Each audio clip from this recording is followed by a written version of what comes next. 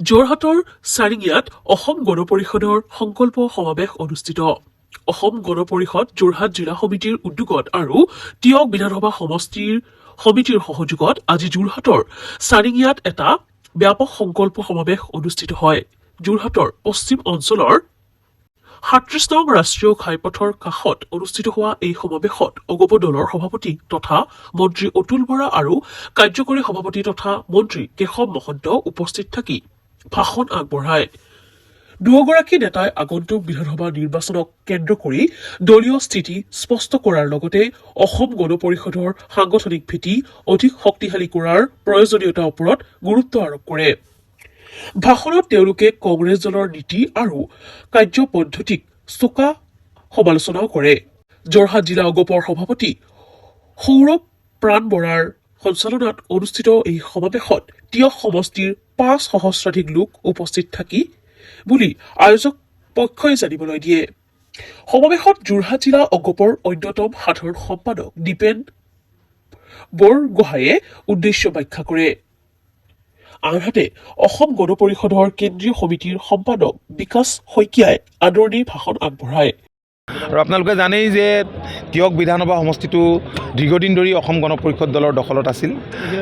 মাজতে কিছুদিন কংগ্ৰেছৰ হাতলৈ গৈছিল যদিও ২০১৬ৰ পৰা এতিয়ালৈকে আমি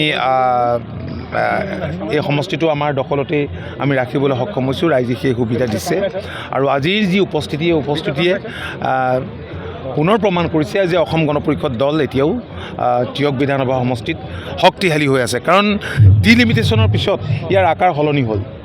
ইয়াত ১৪খন পঞ্চায়ত দেৰগাঁৱৰ পৰা আহিল আৰু দেৰগাঁৱতো অসম গণ পৰিষদ দলৰে বিধায়ক আছিল আৰু ৭খন যোৰহাটৰ পৰা গ'ল আৰু পূৰ্বৰ টিয়ক বিধানসভা সমষ্টিৰ 5খন পঞ্চায়ত আৰু টিয়ক পৌৰসভা টিয়কৰ লগতে থাকি গ'ল। গতিকে এই বৃহৎ এলেকাটোত দলৰ কৰ্মকৰ্তাসকলে দলৰ সমষ্টি কমিটিয়ে খুব ভালদৰে কাম কাজ কৰিছে, জিলা কমিটিও কৰিছে আৰু যিবিলাক সাংগঠনিক স্তৰ আছে এই সাংগঠনিক স্তৰবোৰ পূৰ্ণাংগ ৰূপত আছে।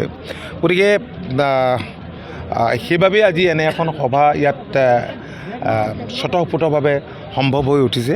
মই দলৰ প্ৰতিজন কৰ্মকৰ্তাক আহি থকা নিৰ্বাচনৰ প্ৰতি লক্ষ্য ৰাখি আৰু সক্ৰিয় হৈ আৰু নতুন সংকল্পৰে আমাৰ মূল সংকল্পই হৈছে, মই আজিও দোহাৰিছোঁ যে মূল সংকল্প হৈছে অসম গণ পৰিষদ দলক গতিশীল কৰা আৰু শক্তিশালী কৰা। আৰু মনে প্ৰাণে আমি বিশ্বাস কৰোঁ যে অসমৰ মাটিত অসম গণ পৰিষদ দলক শক্তিশালী কৰা মানে অসমত আঞ্চলিকতাবাদক হাৰ পানী দিয়া আৰু আঞ্চলিকতাবাদ শক্তিশালী হোৱা মানে অসম সুৰক্ষিত হোৱা। আৰু দ্বিতীয় কথা হৈছে যে ৰাজ্যখনৰ যিবিলাক জাতীয় সমস্যা এই সমস্যাবিলাক সমাধানৰ সংকল্প আমাক দৃঢ় সংকল্প আমাৰ প্ৰতিজন কৰ্মকৰ্তাৰ লাগিবই। গতিকে সেই সংকল্প আমি গ্ৰহণ কৰিছোঁ।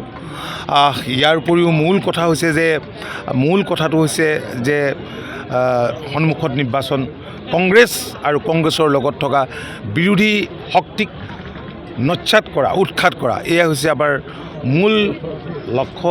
দলৰ প্ৰতিজন কৰ্মকৰ্তা হোৱা উচিত আৰু দলৰ প্ৰতিজন কৰ্মকৰ্তাক আহি থকা দিনকেইটাত অধিক সক্ৰিয় হৈ জনসংযোগ বৃদ্ধি কৰিবলৈ আজিৰ